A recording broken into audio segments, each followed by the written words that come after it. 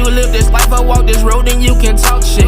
Gambling with my life, but I refuse to go for nonsense. This the life I chose, this all I know, ain't many options. Vow to tell the truth, I make the rules like I'm Fleece Johnson.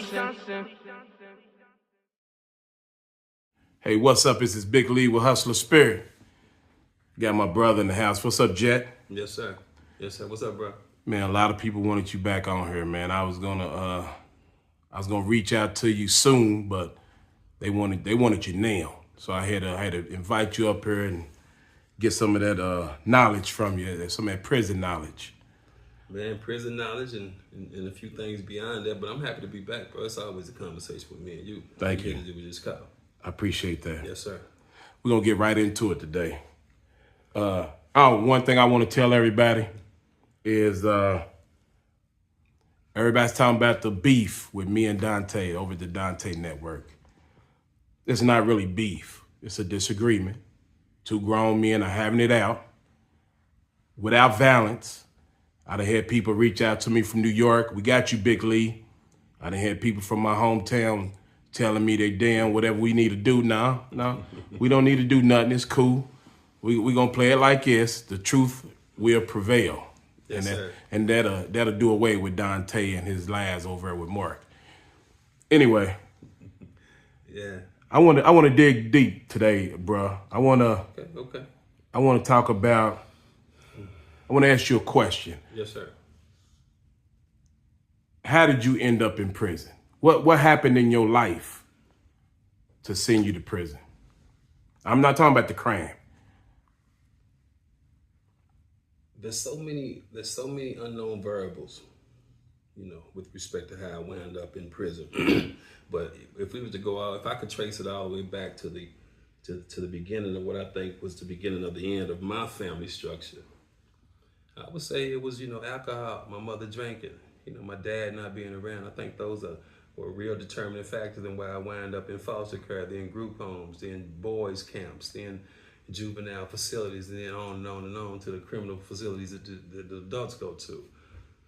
So, man, alcohol and parents wasn't really committed to raising us in the appropriate manner. This is my dad. My mom's no longer living. Respect the dad, of course, and my dad's alive.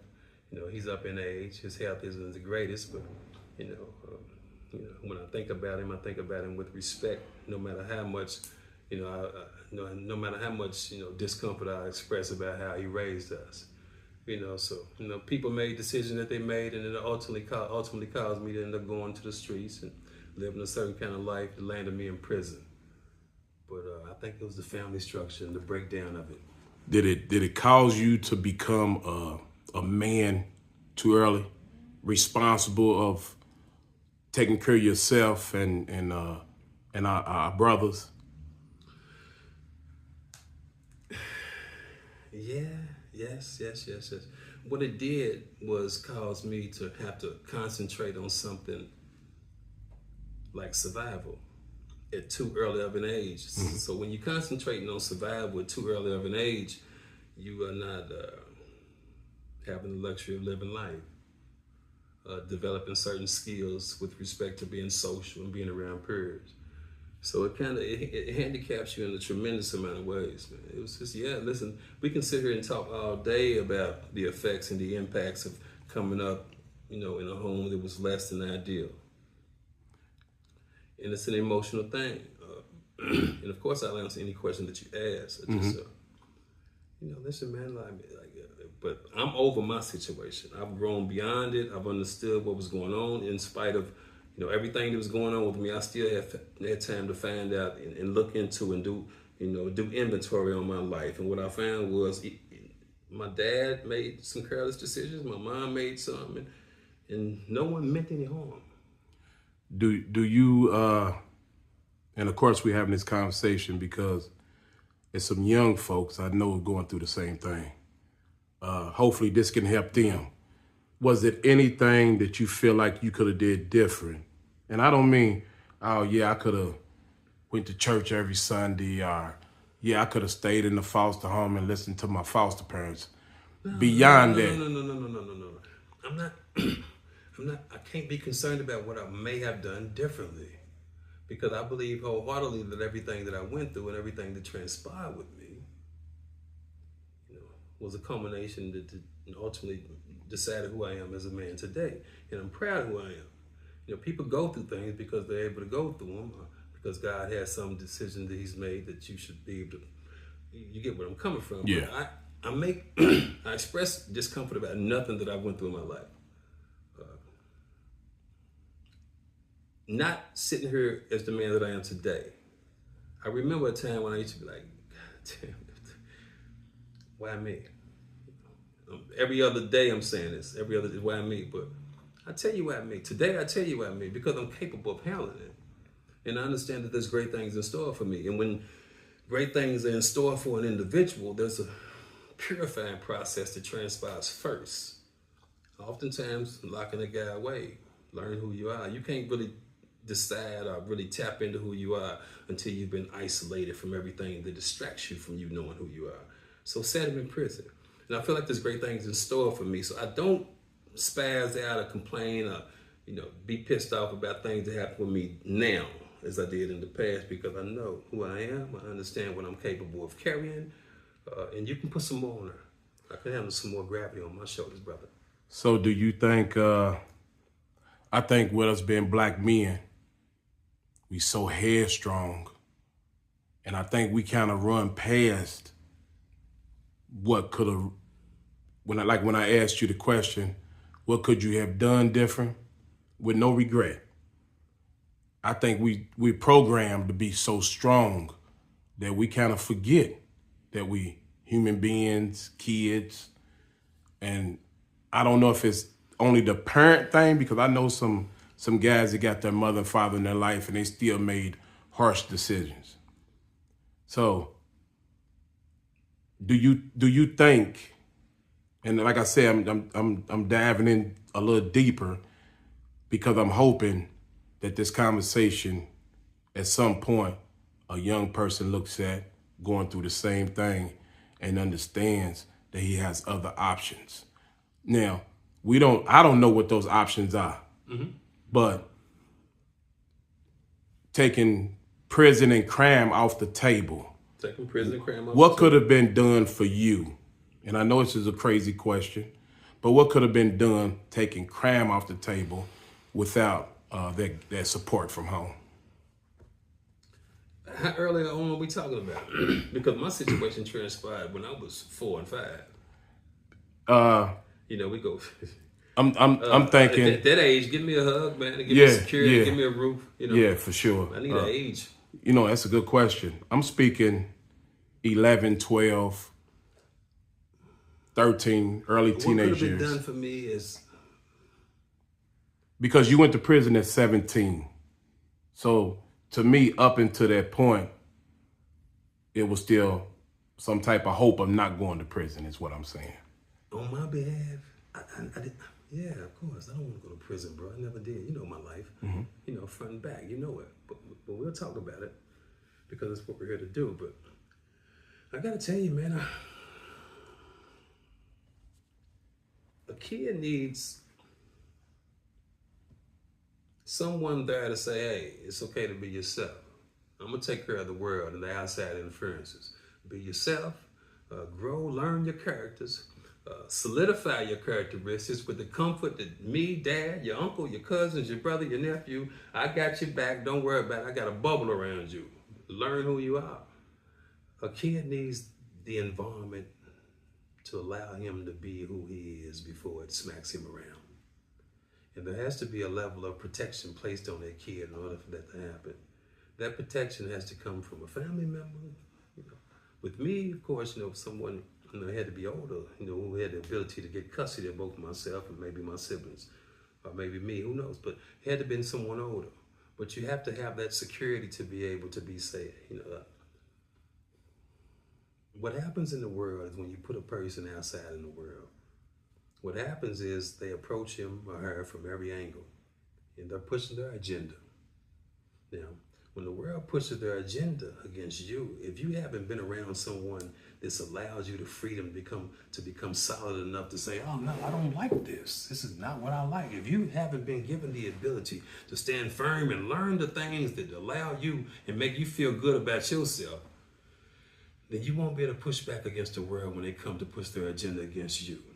So at that point, you become simply a feather in the wind of the world. So let me see if I got this. Let's see if I understand this.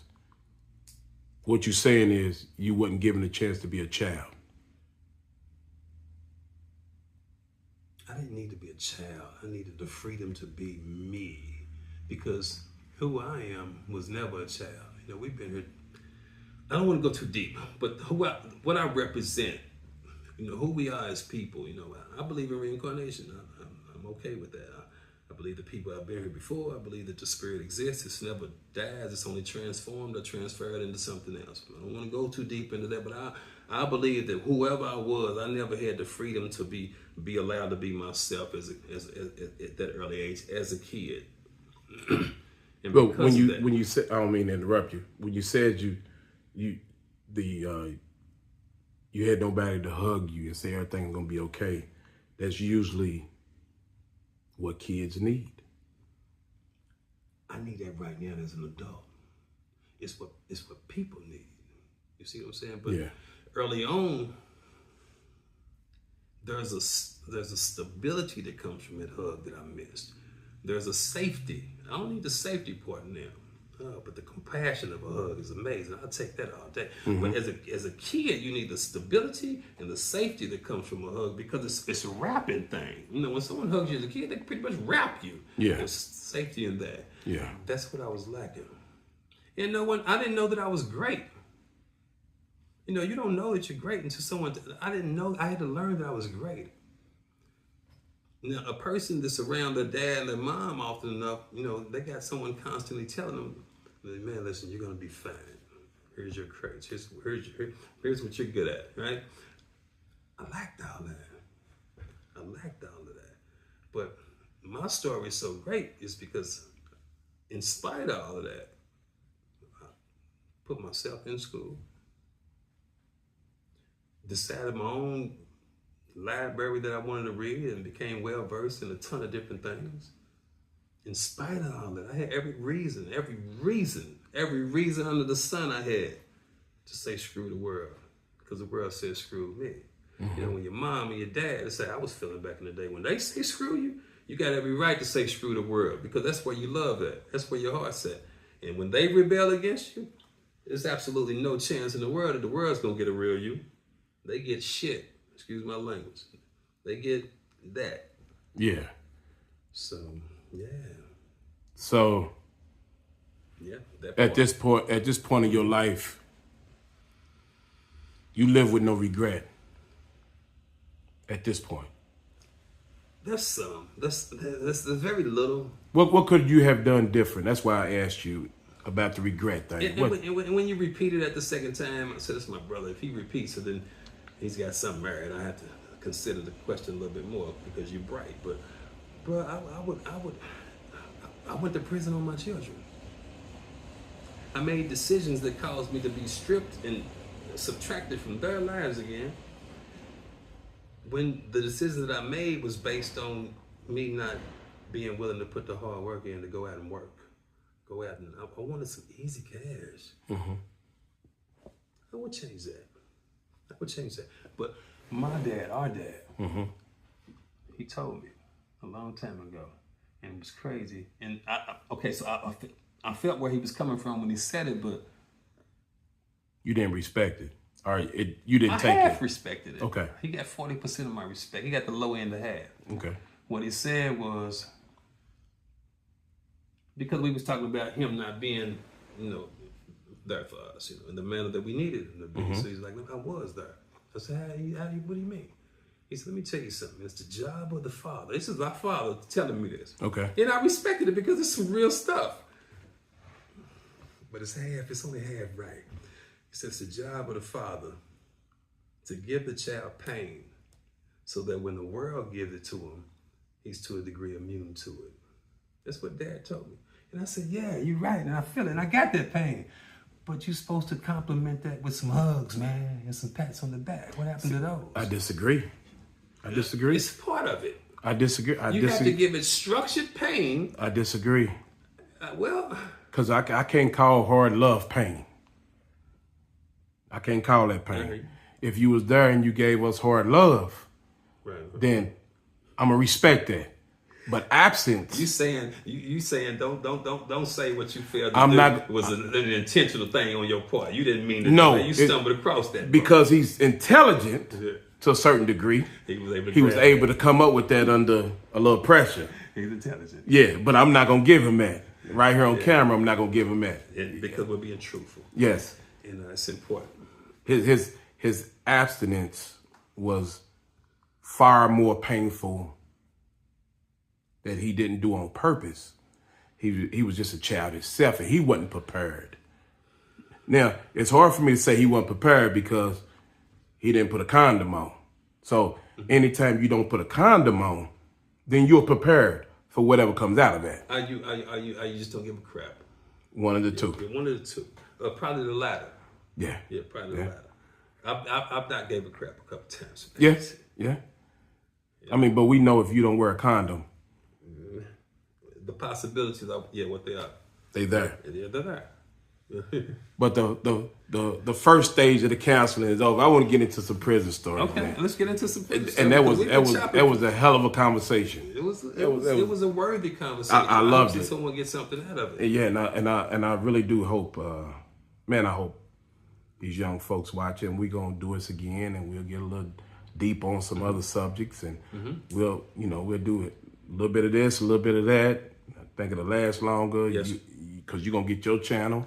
Absolutely. And you'll be able to kind of put a bow tie on a lot of this stuff. So we'll go there. January the 1st. One thing I wanted to ask you, because I know we come from the same father. We're not without heart. Somebody can talk about a whole bunch of other things, but heart won't be one of them. What kind of heart? Feeling for someone? No. Courageousness? Just being a man. Sure. Just being a man and not allowing disrespect. Yes, sir.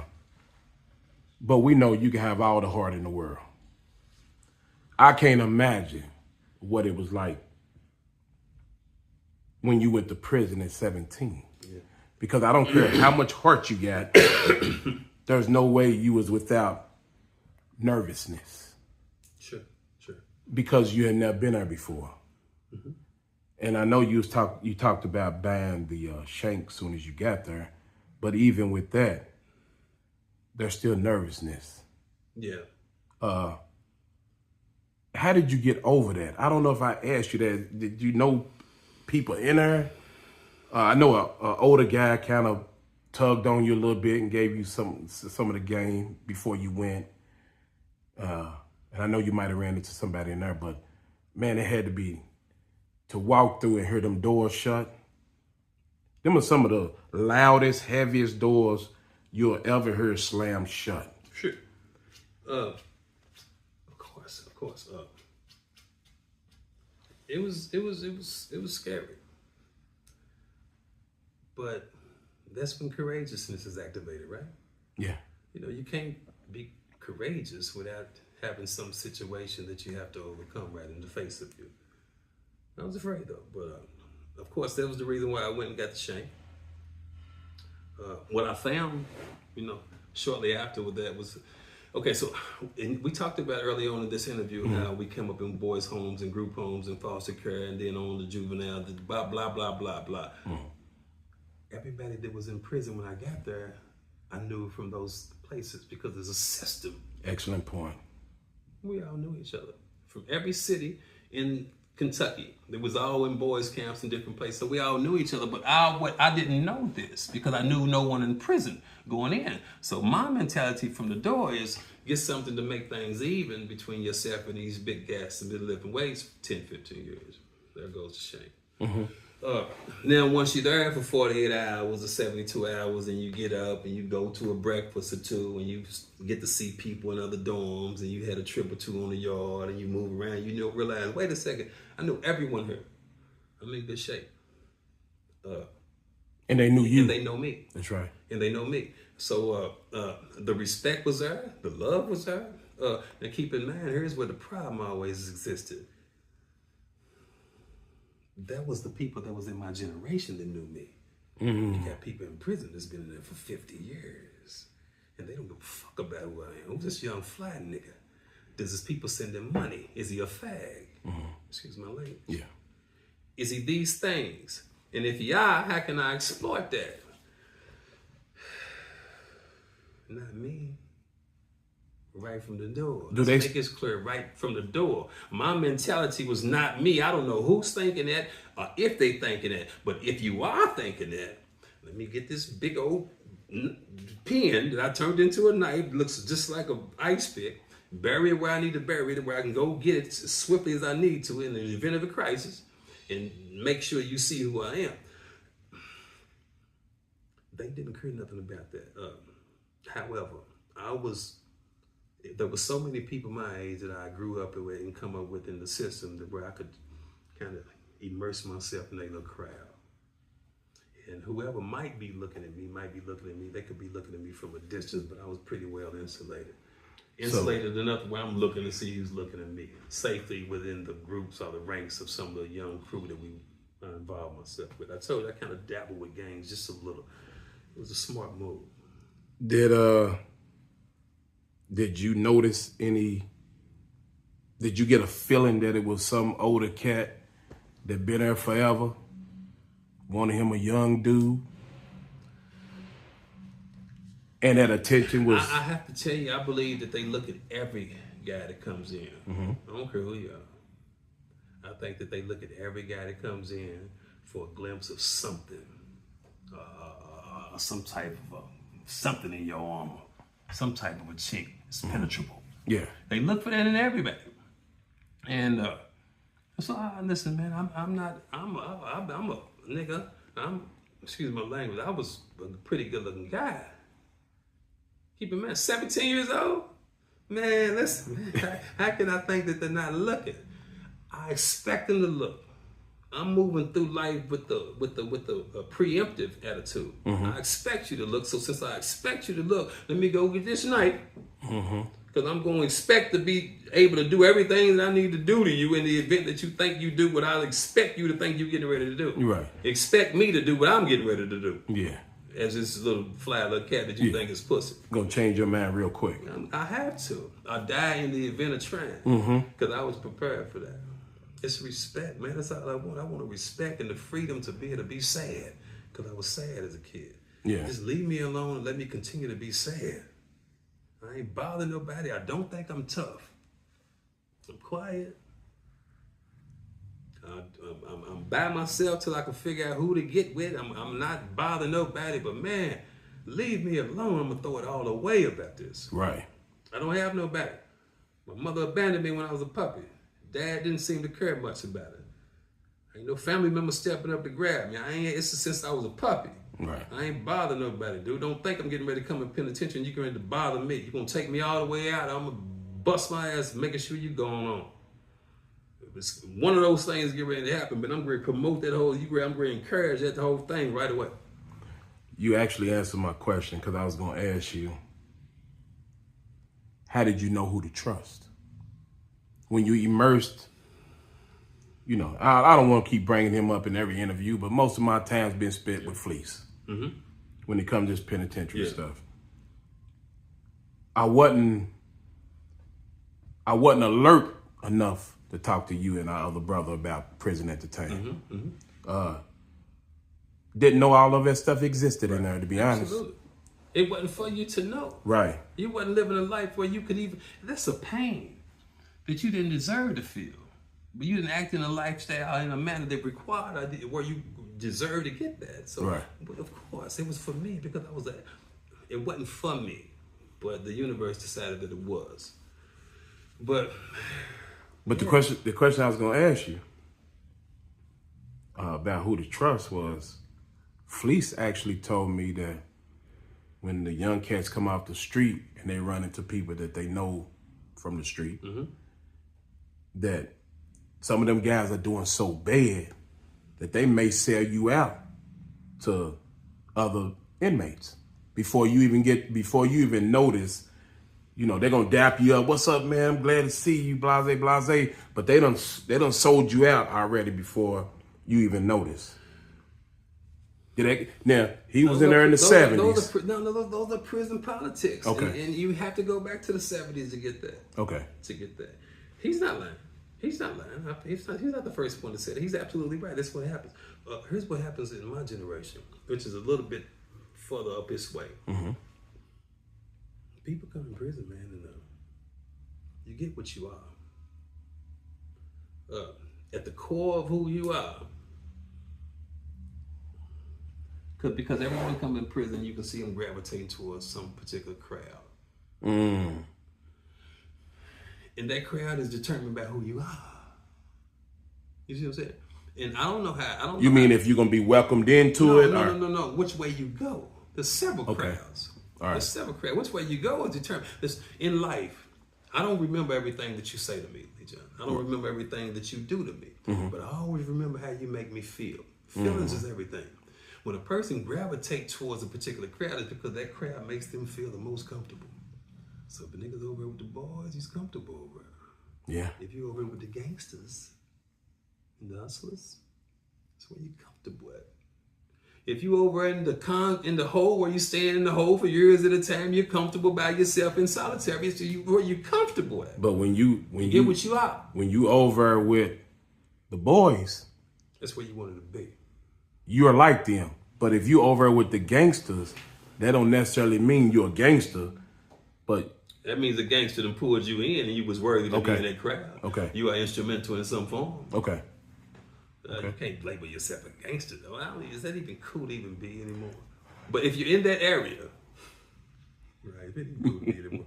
But if you're in that area, since some gangster sees you as being instrumental and very pivotal in some things that are going on over in that area, because I've seen plenty of cats over there with us that didn't belong. What you doing this nigga doing me? You know, I don't like that nigga over there, man. You know, man, yeah, but don't let that nigga be too close in there and shot. Right. We talk about some important shit right here, bro. Let's keep that nigga over there. We was going through that. But it'd be a bunch of cats in there that don't belong over there with the gangsters. Yeah, but they're pivotal. Straight up. Did you ever we got bands in here practicing. Tomorrow's New Year's Eve and they're getting ready for their party. So they're gonna be playing, yeah. So we're gonna go right through it though. Yes, sir. Did you ever consider PC? And all the time. Not for coverage of security. You don't even have to expand on the question. Okay. Because the question is what it is. Sure. Is it fatigue? What makes you consider it? You're tired. Yeah. But you only consider PC when your reputation is strong enough to sustain the hit. You mean? That's Jet, man. Jet ain't go in because he's scared. And nigga ain't scared of nothing. That nigga's over arrested. Now Jet get, man, he tired, man. I never went in on PC. Ever. But that's would have been the conversation if I did go in. Because it was the conversation when a couple real cats went in. Yeah, the reason I asked you because Fleece went to PC. Yeah. And he told me that, one, he followed some money to PC. I guarantee he did. And number two, he was tired. Yeah. He had been fighting. Yeah. Let's go PC with the weaker people and we can rest. Mental health is a real thing, bro. Yeah.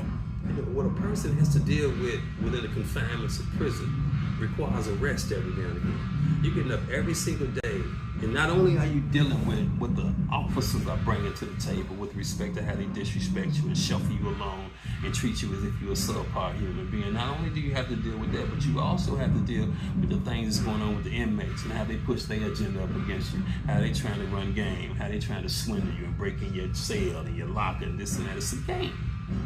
Now, after you've went through that 10, 15 years and you've stabbed a couple people, laid your foundation down and proved your point, you ain't no chump, you need to be respected on this yard. New generations come in, they still consistently doing that same thing and the trend continues. But then you get I need some rest. I'm going to go on up top and just lay up for about 6 months, man, just to get away from the madness. And you can't blame a guy for doing that. at a certain point, you begin to look at it like, that's intelligent. So there's no resting if you're not in PC. There's no real sleep. Sure. Okay. There's rest. You can rest. I wasn't worried about things on the yard after a certain point. You can rest and you can read. You can be just as relaxed as anywhere else. When a person goes to PC on purpose like that, oftentimes the rest that they need is far greater than just physical rest. They really try to solve some puzzles in their head. They need that rest. They need the kind of rest where they don't need no structure. They don't need to have to think about anything outside of those situations in their life that they're getting ready to attempt to correct and rectify. So when you go do that, like, you really need to come outside of that way greater. Right. Yeah, because you put your reputation on the line, whatever reputation it is in prison anyway. I don't ever want to reduce myself to even giving any glory to that stuff, because it's crap. Right. It's all crap. And anytime someone's online acting like it's cool or what they did in penitentiary and it was okay, it's crap. You can tell you, it gives you a measurement of that individual, because it's all part of a system where you get in there and you alpha in a system where these people done created for you and your people to get in there and stay ducked away during the soldier stage. And when I was in there, I was this and that. Anytime you run across somebody giving bravado about that, you understand the low vibrational frequency that this particular cat is dealing on. So they're gonna be the one that stays in prison or comes. They're the ones that go outside of prison and get in the neighborhoods and make the little young cat think it was halfway cool to be. Yeah. You come back at me, watch how I do. I'm gonna show you what I do, nigga. We wasn't doing no but these niggas is mentally retarded. It's a lot of truth to that, because me growing up, I never heard nothing bad about prison. You don't think it's a bad thing. You think it's a rite of passage to adulthood for a young, aspiring gangster in his neighborhood, because those are the only ones that do well in the neighborhood. Right. The ones who are illegally getting money somehow. And so when you see that, you're like, hold on, wait. He went to prison, came out and did better than he did when he went in prison, and looked better. And wait, my turn's coming soon. It's a rite of passage. That's the misunderstanding, but that's what the people want you to see it like. And if you fail to see it, which I did for many years, which I won't fail to see anymore, and what we plan to do with these kids to alert them to what's going on, if we have any more time for that, because time is like coming to a close. Yeah. Not life. Right. But how much time an individual has to become something and create something for himself and his family before maturity exists again. That's coming too close soon. I think we didn't do ourselves we did ourselves a disservice in the black community when we used to tell. I used to hear people say, my brother went to college. He's called prison college because he's absent from the family. They didn't want the younger kids to know that he went to prison. He went to college, or he went on a trip. He moved out of town, but he was in prison. I wonder why most of us just didn't tell him the truth. I think it started from the home. I think the mom, in an effort to not disappoint her child, told her child that dad was gone somewhere that could help the household, versus he had been taken away and placed somewhere where he would no longer be of any assistance to the household. So the lie began in the house. And of course, it just perpetuated throughout the neighborhoods, and just something every family, which each black community in most households has someone that's missing. So everyone is telling the same story, but it did do a disservice. But the black community has been notorious in protecting the stories that surround its people. So you say prison, we know that he was sent to prison by some systemic law that's been put in place. We say he's gone to college. Either way, it's no good, man. It should have been the truth, because at the end of truth, there's always growth. The truth should have always been presented to anybody. And with respect to you saying people was gone to prison, but people was gone to college when they was really in prison, that lie helped nobody. Right. It still does. I agree with that. It does everything in disservice. Let these kids know what's going on. He made a tremendously horrible mistake. As a result, it cost him time with his family. It cost him the ability to provide for his family. And sometimes he didn't make a mistake. Sometimes somebody prior to him made a mistake and he couldn't overcome the mistake they made in order to be a better person, so he got caught in that web. Man, there's a lot of different unknown variables. When you did your time, how much racism was in there? Was it, again, with me, talking to somebody that started in the mid-'70s, his story is totally different, I'm thinking. Because when he got to prison, all the white boys had the machine shop jobs. So they had the knives. They had all the knives. Nobody else had the weapons. They had all the weapons. Yeah. When you went in, the KKK, skinheads, was that here in Kentucky? Yeah. Racism exists inside the system. It's a big deal. It don't exist for me. It never existed for me because I'm not racist. It don't exist for me because I'm intelligent. It don't exist for intelligent people because they understand that racism is just a tool called division that smart people use to stop people from joining ranks against them. Intelligent people know that. Intelligent people are the ones that group together and say, we'll let them dummies down and do that race shit they want to, man. It's love over here, man.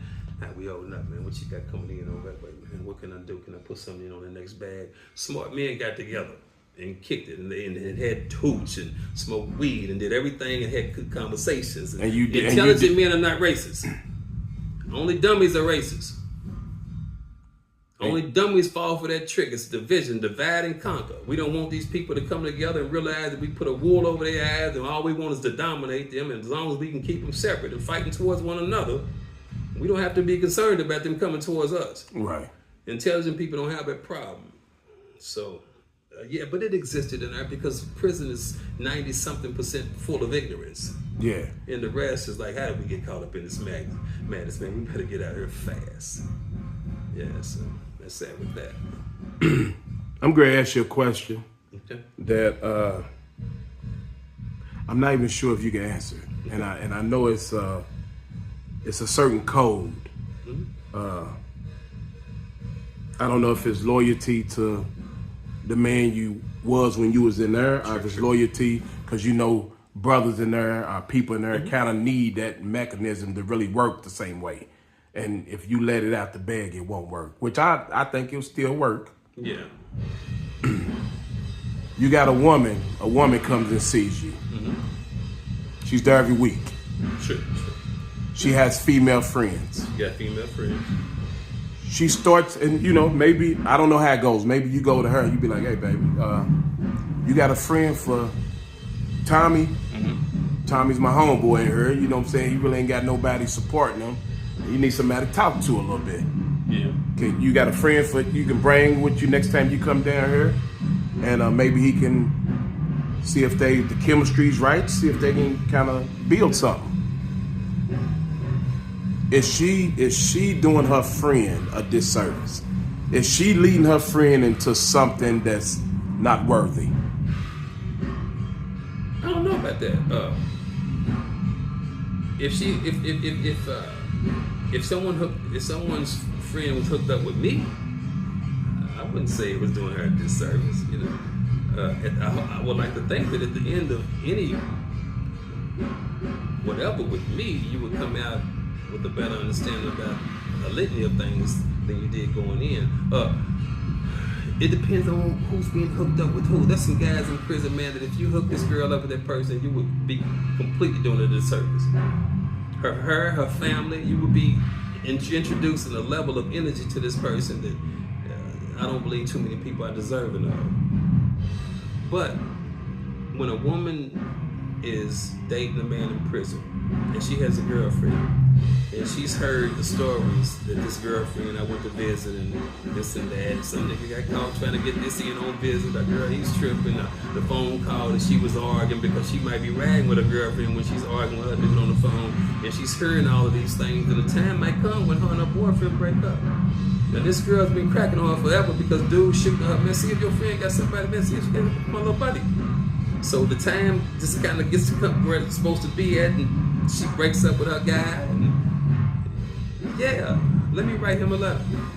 Nowadays it's JPay. I'll JPay or whatever. And sometimes women are dealing with things in life to where they bumped into or encountered so many screwed up situations or relationships that they don't really want to be with someone right now. Now, I don't mind writing someone. I'll talk to someone, but let's keep the physical out.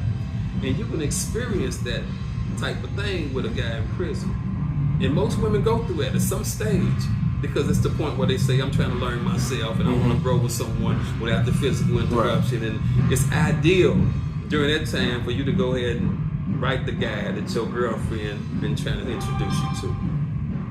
And if that guy has anything to him, then she's probably going to be there with him throughout the remainder of his bid, because what a guy can show a woman in prison with respect to attention is unmatched and unparalleled in society. You can't show your woman as much attention as I'm going to show. I'm going to blow her phone up. Right. And I'm going to sit and think all day about ways that where I can, let her know that she's appreciated, because she really is. Because without her, life is really stagnant in the joint. So I sit all day thinking about ways to show her appreciation. So it's going to sound crazy for you should a woman say, okay, I've dated you 3 years since you've been in prison. Mm-hmm. You're out now. Should that woman say, look, you probably need to kind of go out and find yourself a little bit? No, she shouldn't say it. It's cool. It sounds cool to say it. But when she put that time into you prior to you getting out, she was already saying she didn't want you to do that. Everything else just sounds good. Ain't no woman getting ready to put no time in no guy and saying, go sow your royal oats. It just sounds cool. You don't think it would be the... I think a woman is front. I think she wants the man to say, absolutely not. My royal oats have been sown. I am in love with you. I'm not going nowhere. When she says that, she's soliciting that response. And if you fail to give that response, that don't mean she won't go along with what she started, because she's a woman who's standing on what she said. She's not going to mean it, though. But she'll be disappointed. Incredibly. Man, I don't want to cut this short. We've got a band practicing right next door. And, man, it's a really good conversation that I don't want to get drowned out by that. And we'll definitely get back to it. I appreciate you again, bro. Man, it's my absolute pleasure. You'll be back for sure. It's a lot of knowledge in there. And like I said, we're going to help the kids, man. We're going to give them the information. Hey, what's up? Mark and Dante? Yeah, Dante and man, Mark. Leave my brother alone, man. You think it's smart? Listen, leave my brother alone. They good, bro. Don't. Yes, sir. Leave my brother alone.